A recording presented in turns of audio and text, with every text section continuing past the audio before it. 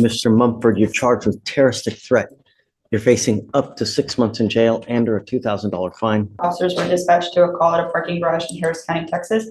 Officers made contact with complaining witness who stated that she and her coworkers, including the defendant, were working inside the parking garage. And the complainant messaged the defendant asking where he was located. And the defendant suddenly arrived at the third level where she was located and began to yell and scream at her. The complainant stated he threatened to beat her ass. Were they together at the same place? They were on the same, so they both work at the parking garage, I believe, and they were both on the same level. Like it was in person, the threat was made in person. Did you say she was in fear? I don't see that in the Dunes, Judge, but let me really quickly the offense report. I don't see that alleged in the OR, Judge. Mumford.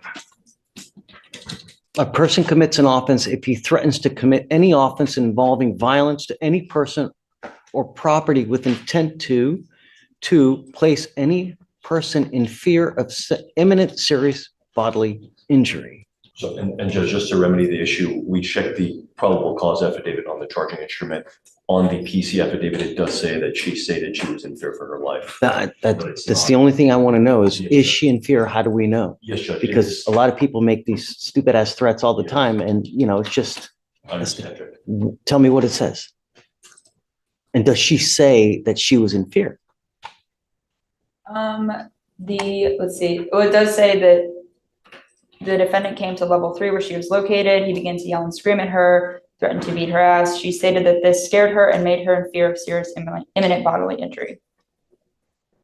And where is that? This is in the charging instrument, the PC paragraph. That's just the charge. But I get it. That's just because they put that in the charge. Nowhere in the OR does it say that she's in fear. Nowhere else does it say she's in fear. That's just because they always put that on every information with regard to this. I understand, Judge. And yeah. The only position we have is that it's not one of the elements the state has to prove.